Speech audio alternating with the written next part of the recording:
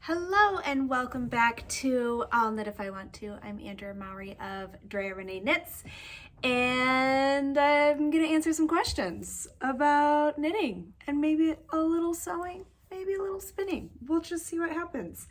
To start with, I am wearing Shifty. It is May, and you may know or you may not know about Me Made May, which is where people post their handmade outfits every day for the month of May. There's more to it than that. You can peek at the hashtags and whatnot on Instagram. A lot of times people start with a pledge. But as some of you who've been around here for a little while know, I got really into sewing last year. Still consider myself a novice, but jumped in head first, and I've said it before, I'll say it again. I feel the most like me on the days that I am wearing an outfit I've made.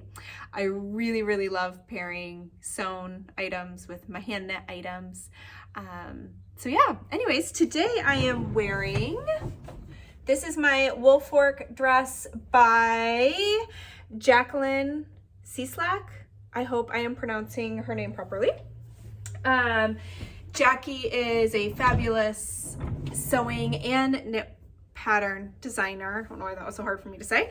And she has a book called Embody, and I highly recommend it. That is where that dress is from. I'm wearing it with my Shifty 2.0, knit up in Spin Cycle yarns, their Nocturne, which is their like gray base over dyed. And then they're dyed in the wool is what makes up all the cute little blippies. So that's what I'm wearing today.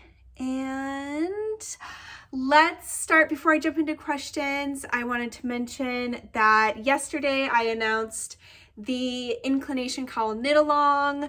You can jump in whenever you want. It's gonna go all summer long. I hope to see some hand spinners jumping in with some hand spun. I have already seen so many amazing combinations using spin cycle yarns like I did for my original. This is just 2 different colorways. I'm hoping to knit one for my daughter. Actually, I'll show you real quick. Out of some of my hand spun, her favorite color is fuchsia. So this has got all kinds of fun pinks, some fuchsia, little purpley, little corally. So I'm hoping to knit her a little version over the next few months. But yeah, it's gonna go to the end of August. You can go to the show description below and you'll see a link to the Ravelry forum I set up, and you can also just participate on Instagram. Again, it's just gonna be a really low-key knit along. I saw so many people already casting on the day of the release that I just thought it would be fun for us to be able to hang out with each other virtually while we did it. The hashtag I've also put below, but it is Incline cowl, K-A-L, is the hashtag, but you can see that below. So yeah, I'm just gonna pop mine on because why not? Anything else? Anything else I'm forgetting? I hope this doesn't bop my headphones. There, it just completes the outfit. Okay, so let's answer some questions. Question number 1. Today was kind of a mod heavy one, so I'm gonna do my best to answer these questions. It's always tricky, sometimes for me at least, to articulate verbally certain information, so I'm gonna do my best. All right, I have been making the Stria cardigan. I even went and grabbed it. I was really proud of myself for actually remembering to grab a sweater. Okay, yabba-dabba-doo. Only the button band is keeping me from finishing it. Of course, I had to be all fancy and decided to do a color block button band, but so far I have not liked any method for picking up stitches for it. My grandmother suggested a sew-on button band. Would that even work? I'd really appreciate any tips on sew-on button bands, as well as for picking up stitches in half fisherman's rib and at the top of the German twisted cast-on edge. So let's start with the second part of that, the picking up stitches. I've talked about this in a previous episode, but there is a selvage on the Stria cardigan, and that's where you're technically picking up your stitches. You're not going into that half fisherman's rib. I prefer to pick up stitches at a rate of 5 to 7 So the easiest way for me to break that down is you pick up stitches, and I can't really show you in a finished one. Well, I've talked about it before. I wonder if I showed it last time I talked about it. You can skim through the past few episodes. But basically when you stretch out that fabric around that selvage edge, you'll see like little gaps with bars. So I'll pick up, let's say there's 3 gaps with the bars. I would pick up 2 and then skip the 3rd. And then I would pick up 3, skip the 4th. So that's 5 that I've picked up in total out of 7. And then I just repeat that all the way up to, like all the way up the side. And then when you get to the cast on edge, where you originally started this cardigan, that's where I recommended starting with the Twisted German cast on, which is actually a really, really, really easy place to pick up your stitches, because the Twisted German cast on gives you like these perfect little holes to pick up your stitches. And generally speaking, you're going to pick up the amount of stitches that you started with at your cast on, depending on selvage stitches and stuff like that. So the neck part shouldn't be too bad. The trickier part is definitely going up vertically, but I find that 5 to 7 to really be a beautiful pickup. And I'll just kind of show you. So here's my button band, and here's what it looks like on the inside. So if you pick up the recommended amount of stitches and just take it slow, a tip I've given, I think on here in the past, I've definitely written about it, is also for me, when it comes to seaming, picking up stitches, things like that, it can be kind of overwhelming, especially sometimes for a collar. If it's a long cardigan, you might have to pick up hundreds of stitches. So it can be a little overwhelming when you first start. So what I do is I just break that up into bite-sized bits. So I might use locking stitch markers, and then I'll just place one. Basically what I would do is, let's say here is my length that I need to do my vertical pickup. That needs to be that 5 to 7 ratio. So first I would fold it in half, and I'd place a stitch marker here. And then I would divide these shorter sections in half again and place stitch markers. And I just keep folding and doing that until I have like nice little sections. And then I figure out, let's say I need to pick up, this is not true for this pattern, I'm just throwing out an easy number. Let's say I have to pick up 100 stitches, and I've managed to break this up into 10 sections, little tiny, easy to deal with sections. Now I just need to pick up 10 stitches per section. And I just find it is a lot less of having to undo and redo it if you didn't space them out correctly, because it's always a bummer when you have done a few hundred, you get to the end and you either all of a sudden only need to pick up like 10 more stitches, but you have all the space left, or you need to pick up 10 more stitches and you only have a little bit of space left, and you're like cramping in or spreading out those stitches. So by giving yourself chunks that are just easier to manage, that is my preferred way to do it. I mentioned seaming. That's also kind of how I like to seam, is as I'm doing mattress stitch, I'll do about 1 inch to 1.5 inches, and then I'll kind of pull the slack out, make sure everything's still lining up. And I even again like to place locking stitch markers. Let's say I was seaming up these 2 sides about every inch, so that if I get to that stitch marker and all of a sudden one side's like gotten a little shorter, it shows I haven't been seaming evenly. So I know that I need to make up for that in the next section, or maybe I want to undo that little section and try again. So you totally could do a sewn on button band. And I liked this question because I love that with knitting, sewing, whenever we're making our own clothes, the beauty of it is that we get to make it for us. So some people in general, I think that this button band looks very nice. That's the button side. Buttonhole side. I like to show the button side. But I am a big fan of a vertically ribbed button band. So this is the Douglas Cardi, and so I grabbed this as well because I just wanted to show you, if you do a sewn on button band, you have a couple options. When I do a sewn on button band, it's because I want that beautiful vertical rib. So if that's what you wanted to achieve, you're only going to cast on for this little button band about an inch worth, I guess I could bring that closer, about an inch worth of stitches. What you'll need to remember is you'll also want to cast on 2 extra selvage stitches, because you're going to have to seam it to your sweater. And so those 2 stitches will kind of disappear and end up looking like my picked up selvage right here. The other thing you're gonna have to think about is you're gonna have to adjust your buttonholes. These buttonholes I did, how do I wanna say that? Basically, you're just gonna have to think about your buttonholes, because you're not working in the same direction. So that is something you're gonna have to have the foresight for, where like you're gonna work back and forth until you reach that height, and then your buttonhole is gonna be going horizontal instead of vertical. You can still work a 1-row buttonhole, right? I'm thinking about this right. That's the part I should have thought more about before I started this, but yeah.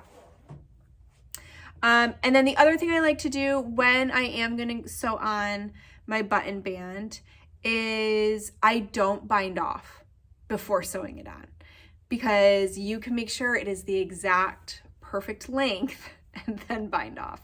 So I knit it to the length I think I need it, then I seam it in, and then I will bind it off to make sure it really is actually where I need it. So there you go. That's my tips on that. You technically could still do it so that your ribbing's facing this away. It just doesn't seem very fun to me to do it that way. You would have to cast on all the stitches recommended.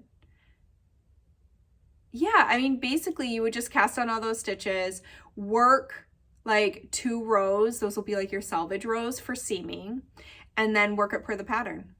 So that might even be simpler for you. But I just think that I would like to maybe take advantage of having that vertical ribbing if I'm gonna be doing it that way anyways. Whatever you do, I'd love to hear about it. So if you do end up doing a sewn on one, swing back here and let us know how it goes. Okay, swatches and yardage. I have learned the hard way, many oversized projects, the importance of swatching and matching gauge. The current pattern I'm working on provides 3 different blocked gauges: stockinette, twisted ribbing, and the project's pattern. Each swatch took a few tries to get gauge. Even with a 10% bump in the pattern's yardage requirement, I am still worried all this swatching might have used up a lot of yarn. When you are swatching so much, is it okay to open the blocked swatch and reuse the yarn for the next try? And they are using a single ply wool and silk. Will blocking change its properties so that the subsequent swatches are not accurate? I definitely think you can reuse those swatches. I mean, a lot of people, I'm sorry, I just got like a little fuzzy in my eye. A lot of people might even have to at times use their swatch in their final project if they run low on yardage. That is a lot of swatching. So it sounds like you might have, I mean, you had 3 that you were trying to find and you had to do a few swatches for each. So you could have between 6 and 9 swatches. I mean, you could easily go through a skein of yarn with that many swatches. And most pattern designers aren't going to want to bump up an entire skein of yarn just because they don't want to make people have to buy a whole extra skein of yarn. But there are times, I mean, at the same time, it is recommended. I think as designers, we try to like let the choice be yours. But bravo for doing all that swatching and for making sure that your numbers are where they need to be so you can get the final outcome that you want. But yeah, I think you could definitely reuse your yarn for further swatching, or even if you need to use it in your project. The only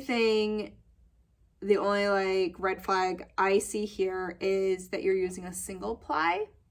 The silk in it is going to help it be stronger, but in general, single plies, they're going to have a higher propensity for pilling and getting just kind of roughed up. So if you're re-knitting it a lot, trying to get gauge, it might be to the point where it just looks rough and pills and kind of starts to break down a little quicker.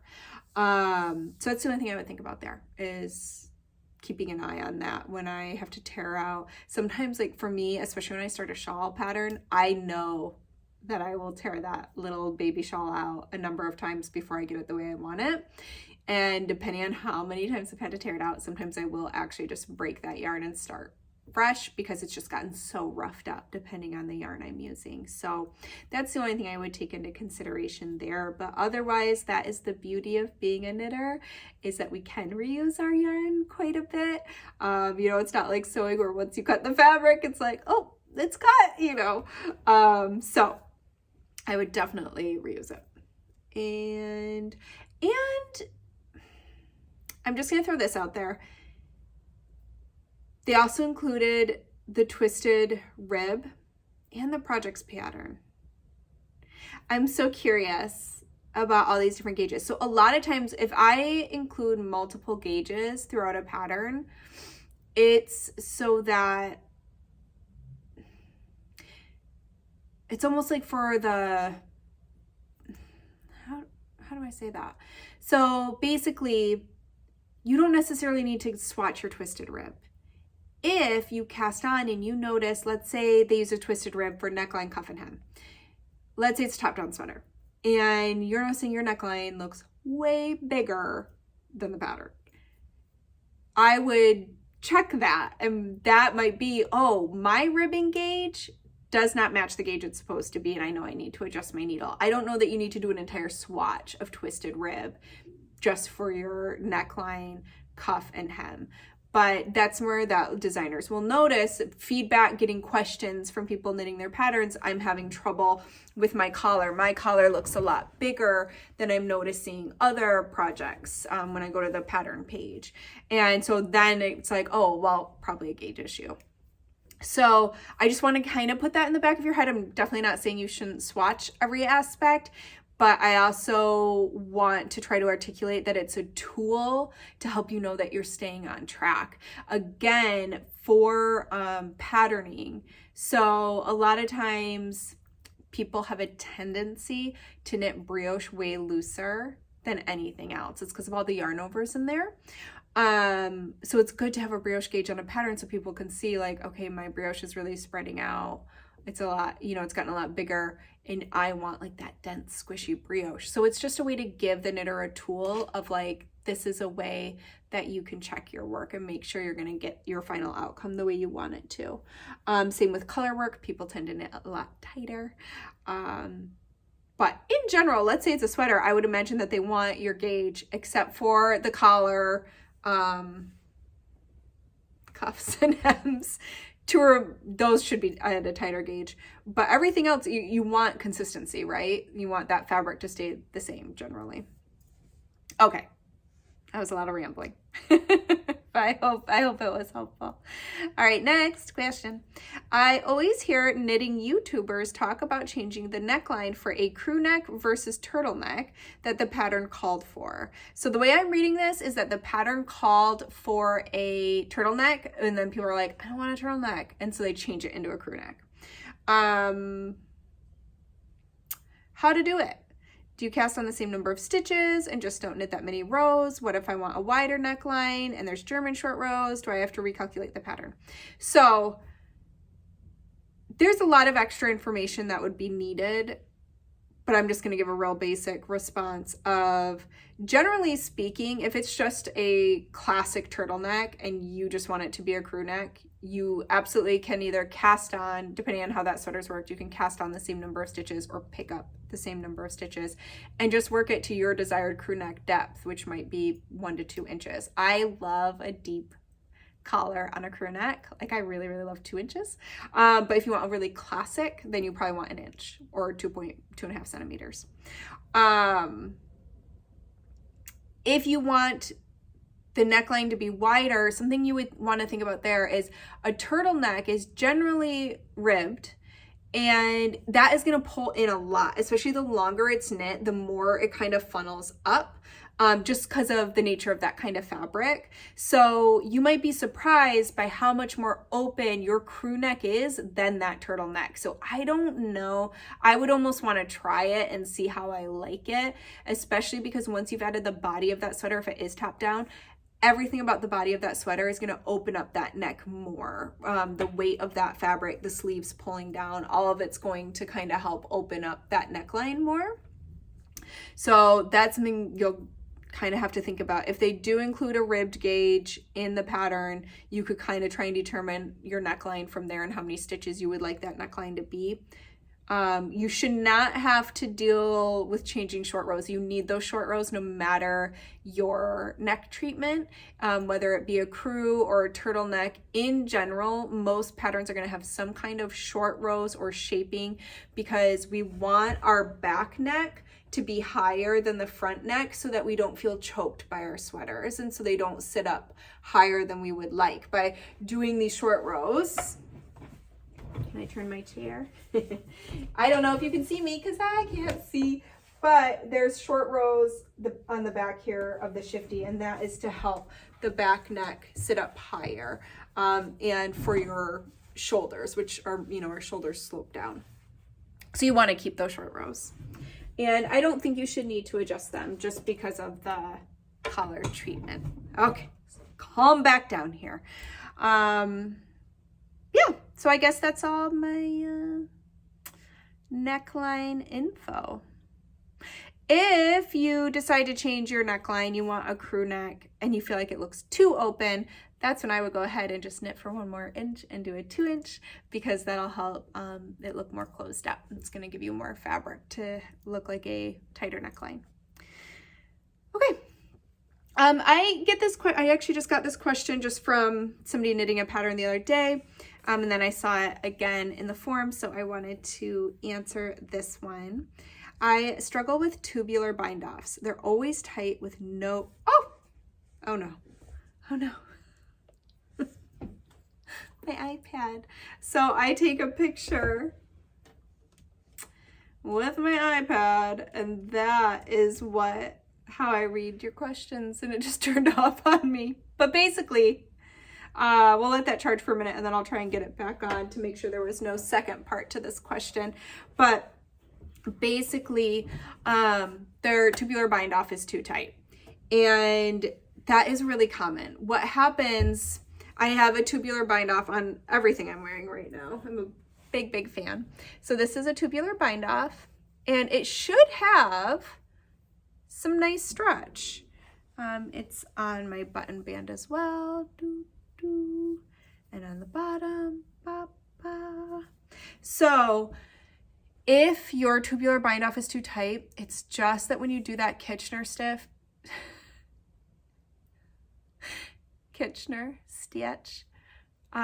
to finish the bind off, you're just tugging too tight. And so what I like to do, because that is my tendency as well, so don't worry, it's something you can overcome. I literally do tubular bind off on like 90% of my sweaters because it just looks so nice. So I love it.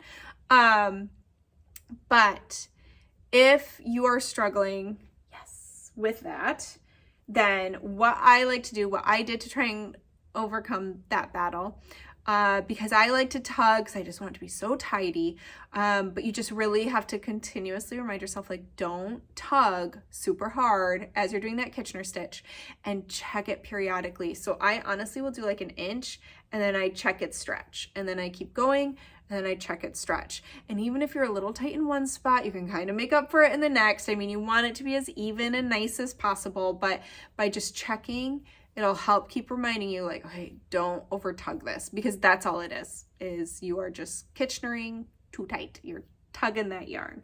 All right, I got this to turn back on. Let me see if I can get this to bring my questions back up. I can't figure out what I'm doing wrong. Okay, yeah, good. So that was it. So I do think that if you just Try and loosen up on that Kitchener. Don't do a super strong tug, then you're gonna be all good. Sorry, I feel like I'm fiddling with my hair so much. I look at a different place on my phone. I look a little green dot.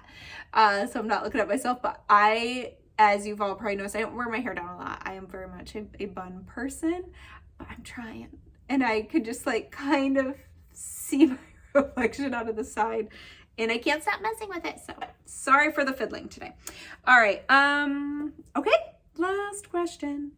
Hi, Andrea. I'm curious where you get your neutral colored spinning fiber. I have no problem finding bright, colorful fibers, but have a tough time finding neutrals. So for my neutrals, I like to support farms, and I find that most of those they sell via Etsy.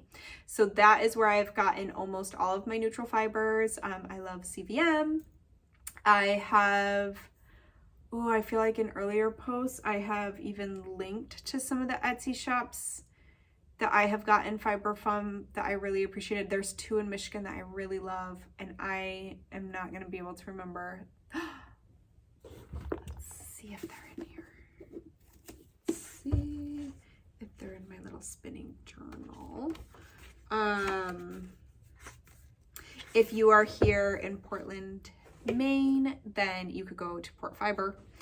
She has some lovely stuff, but Never Say Never Farm, that is one of them from Michigan, and I believe, again, I found that on Etsy. And then there's another one. Let me see if I can grab my old spinning journal here.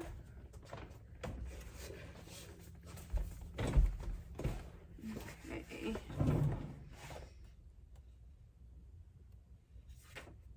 Nope.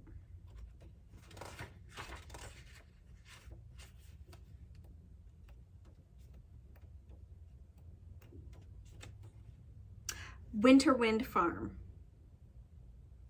which I believe is also in Michigan, I'm pretty sure. So anyways, I've gotten CVM from both of them and really, really loved it. Otherwise, Fiber Festivals, I got a CVM Cormo mix that I have not gotten to spin yet. It's sitting right over there waiting for me, from Rhinebeck this past year that I'm super excited to check out. Which reminds me, as we're getting to the end here, I this weekend am going down to Maryland. My good friend Damie is opening up their flagship store. They already have a really, really adorable market called Magpie Market, which has everything from like punch needle to embroidery kits to stationery pens, pencils, all that really fun stuff. But now they are across the street opening up a big old yarn store called Magpie Fibers Flagship Store. I believe I'm getting that right. And this weekend is their grand opening. So this video, you should be watching it actually on Thursday, my son's birthday. Happy birthday, Levi. Because I will be heading down to Maryland on Friday. If you're anywhere in the vicinity, you should definitely come say hi. I will be hanging out in the shop on Friday. And then Saturday, it is my first time going to the Maryland Sheep and Wool Fiber Festival. Is that what it's called? I think so. I know it's Maryland Sheep and Wool. So I'm super stoked. Maybe gonna grab some fiber. But yeah, if you're going to either of those things, make sure to say hi. Please join us in the Inclination cowl knit along. I would love to have you. And also there is 1 month left. It's just like knit along town right now. I don't know why I'm so obsessed with knit alongs this year. It's like every other week I'm like, let's start a new knit along. So I'm so happy that many of you choose to join me. But the DRK March to May knit along wraps up at the end of May, but we still have a full month left. There is time to finish up those projects, maybe squeeze in one more. And then this cowl knit along will go to the end of summer. And then at the end of this month, I believe the very last weekend, I need to look at my calendar, will be the annual spring knit along challenge. So if you're new to my knit alongs, every spring and fall, I do 2 knit along challenges. 1 per season. And spring's always a hat, fall is always a pair of socks, and we try to knit it within like 4 days. And so we just went and took photos of this year's hat, and that pattern will be coming out week after next. So sign up for my newsletter. It's the best way to know.